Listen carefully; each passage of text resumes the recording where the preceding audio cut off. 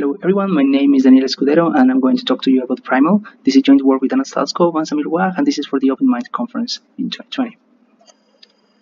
We'd like to start by motivating the problem here. So in privacy-preserving machine learning, the goal is to train or evaluate machine learning models in such a way that the privacy of the data is kept. And the good thing about this is that researchers have been looking at this for a while, at least for the last decade, in quite a huge amount. And there are many works. Some of them are listed here, but of course this is way far from exhaustive. There are some works that have been looking at this, improving the state of the art, improving the protocols, the design, the timings, the communication, etc.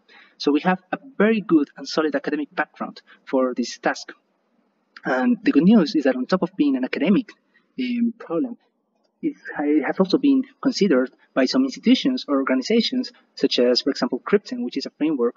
Facebook is behind it. We also have OpenMined, the organization behind this conference, who are in charge of PySift. And we have also K-Privacy, the company behind TIFF Encrypted. These are great frameworks that aim at taking these academic results and putting them into practice, making some interfaces so that in such a way that machine learning experts, machine learning practitioners can actually make use of these technologies to get secure counterparts of the methods and techniques that they use currently. So it's a great state of things, and we are seeing all the progress on this in this conference, for example. However, while doing our research and working on the things we work, we saw that there are some things that are currently missing, so we saw a chance to improve. And what we think that could be improved is that in the way that it is right now, it's a bit hard to assess what kind of protocols perform better than others. And this can be talking about, for example, the accuracy of the protocols, the timings, or the communication that they involve. And the reason for this is very natural, that you have different works made by different teams. Some of them have access to actual software developers who can do a very industry-grade implementation, or sometimes you have access to better machines or different things that will affect all these outcomes. And this is not, of course, bad, but it's a bit hard to know, okay, this actually led to more efficiency, to something more accurate. Sometimes it's a bit hard to know this. The second thing is that it's a bit hard to experiment with different models to find optimal accuracy and efficiency trade-offs. And what I mean by this is that in cryptography, we have a set of very different constraints than the ones you have in clear text computation. For example, floating point computation is not a problem at all in clear text computation. But for MPC or for crypto in general, we do care about avoiding these kind of computations. And you would like a framework or a way of playing with all these different things to see if they actually lead to good accuracy or good timings and good communication. So motivated on this is why we decided to work on Primal.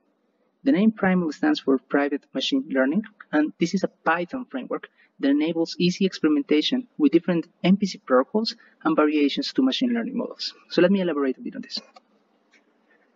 We prioritize four main aspects. The first one being flexibility, like a framework allows you to load models from a wide variety of frameworks, of ML frameworks. We can load models from TensorFlow, and it's very easy to extend, I will get to this in a moment, also to PyTorch models. Also, we can very easily support different MPC protocols. We are not restricted to two-party or three-party computation, passive security, active security. We are very flexible in that regard, which is the point about comparing different protocols. Second, we are very usable. We chose Python because it's a high-level language that is very easy to understand, to read, and to use, and we leverage this in our framework. So using it is very easy, and in particular, it's also easy to extend it in multiple directions, which takes me to the next point. Our framework is very easy to extend to include multiple MPC protocols. Right now, we only support three-party computation using replicated secret sharing, but extending it is definitely easy to do thanks to our interface and our efforts in making this usable. Finally, it's efficient. And it's, of course, not C++ efficient, because this is a high-level language that cannot achieve such efficiency. But in spite of that, we took a lot of care in implementing our framework in such a way that it is very lightweight. It uses only a few set of requirements, basically NumPy and async.io for the communication. And it's also very efficient, at least as efficient as it can be, taking into account that it's written in Python. So our architecture is very simple. We have some translators that are the ones that load models from different frameworks. So we have a translator right now that loads models from TensorFlow, more concretely from TensorFlow Lite. But we can easily extend it to a translator that also reads from PyTorch. Then we have transformers that are the one that, as the name implies, transform the model to be synergistic with Primal. So for example, it can be a transformer that takes all linear activations and turns them into matrix multiplications, because these are efficient to do with some MPC protocols. Or it can take certain truncations and turn them into probabilistic truncations, which are more efficient in MPC, and so on and so forth. And then we have evaluators that are the ones that actually are in charge of running the networks, of running the models. And this can be, for example, just a clear text evaluation, just because you want to test accuracy, for example.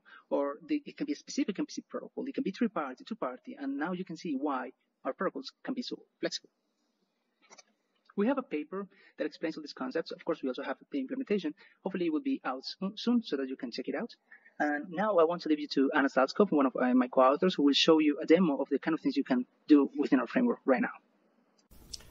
Thank you, Daniel. So I'm going to go over 3 examples that illustrate how to use this framework in the context of like secure inference. And the examples will essentially be how to run it, how to do inference of like a small MNIST network, how to time specific parts of the network, and then to do like a small modification and see the effect that this has on the time. So the first example is just to see how you would use it in order to do like secure inference. So we have these 2 files. We have like an MNIST model, and we have some MNIST input, so an image. To load the model, we simply call this read input function, and we give it the file name of the model, and then we specify the file type. So the file type isn't super important here. Native is just to say that it's stored in some format that is like also used somehow internally in PRIMAL. Then we construct a network with our ID. So this is passed on the command line, and then the IDs of the other parties, basically. And there is no port or host name given here, so we just assume that everything is run locally, like on a local host. Then we construct an evaluator. In this case, it's an evaluator based on replicated secret sharing. We pass the model in the network. We load the image, which is loaded basically like the model is. And then we run everything. And then we print the result. So running this, see that it takes 10 milliseconds. You can run it a couple of times. It's 12, yes, 13. It's a bit 7. A lot of variation, but like that's Python for you, I guess. Okay, so next example. Basically the same thing, except now we want to time the matrix multiplication layers, for example. And the way we do this is that we just construct a new evaluator by subclassing the replicated evaluator we used before, and then we use these decorator functions to tell the evaluator that it should call this function before a matrix multiplication and this function after a matrix multiplication. So that's essentially what these call before, call after decorators do. And they're quite simple. In the call before, it just constructs like a timer object, it starts this guy, and in the call after, it just stops it again, and then it prints the time. And all of this is just as before. The construct the evaluator, load the image, yada, yada, yada.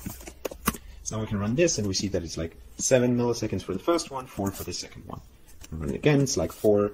Again, there's a bit of variation, but like the idea here is to show that now we get timings for only the matrix multiplication layers. Right? So the last example, as I mentioned, now what we want to do is that we want to make like a small modification to the way we evaluate stuff, and then we want to measure the result of this. So that's what this example 3 is. And idea exactly as before. We subclass an evaluator. In this case, we subclass the timed evaluator because then we get the timings for the matrix multiplications as before. And then we construct a new primitive, like a new MPC primitive here. Well, it's the same primitives that we have already, but like this is implemented in a faster way. So this clamping essentially, it's needed for these TF-like models at the end of a matrix multiplication. Essentially, it's to ensure that the output value is between 0 and 255, like it's a valid byte. And this supposedly does it with like 1 comparison instead of 2, which you get from this truncation here. So let's see. And here we get into like the nitty-gritty of the MPC underneath. Like we have all of these await calls, which implies there's some communication going on and so on. But all of this is just like computing on secret shared data. And the rest, of course, is as before. The only thing we change is the evaluator. So now we can run this, and we see that now it's instead of like 9 and 3, it's like 5 and 1.8. Instead of like, I guess, 9 and 3 here, it's like 7 or something. I mean, we can run it a couple of times, and we see that it's essentially, it is slightly faster, which is like not expected because we do 1 less comparison, basically. And that's it. That's what I wanted to talk about. Okay, so the last thing we want to address is the question, where do we think the field will be 5 years from now? And, well, we have seen a lot of progress in the last decade. It has been almost exponential. You can see a lot of works coming up, improving the efficiency very, very rapidly. And we expect that hopefully 5 years from now, we start seeing the first applications of these technologies.